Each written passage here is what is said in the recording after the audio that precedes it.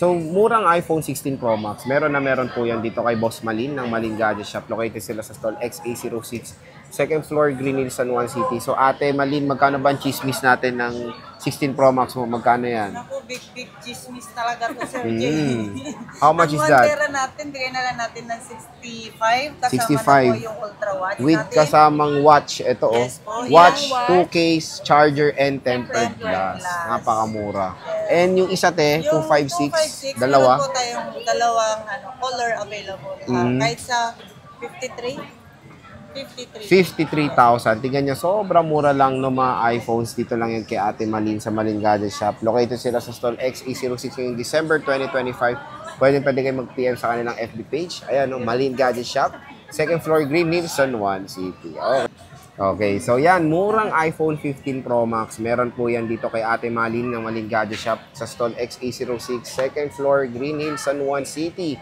Bossing, magkano bang ating 15 Pro Max? Ang 15 Pro Max po natin na 1 tera, bigyan na lang natin kahit sa 49,000 49,000. pesos. 1 terabyte po yan.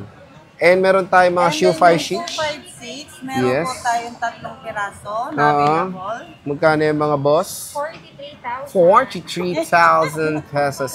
At hindi lang yan. 43,000. With inclusion pa tayong smartwatch, dalawang case, tempered, and charger. And syempre, lifetime service warranty ang Malin Gadget Shop. Located sila again sa stall XA06, second floor, Green Hills, San Juan City. Last, iPhone 13 Pro Max, murang-mura lang yan dito kay Ate Malin sa Malin Gadget Shop sa stall XA06, second floor, Green Hills, San Juan City.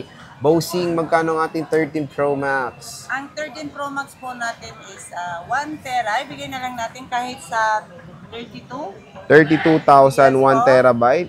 And then yung 512, 31. 31 for the 512. 256 is 29,000. Yes. And then yung 128 is 27,000. Oh, di ba? Napakamura. Complete sila ng variant. Meron din tayo mga iba-ibang storage dyan.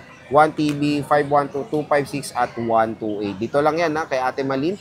Free smartwatch, 2 case tempered, and charger sa stall XA06, second floor, Green Hills, San Juan City.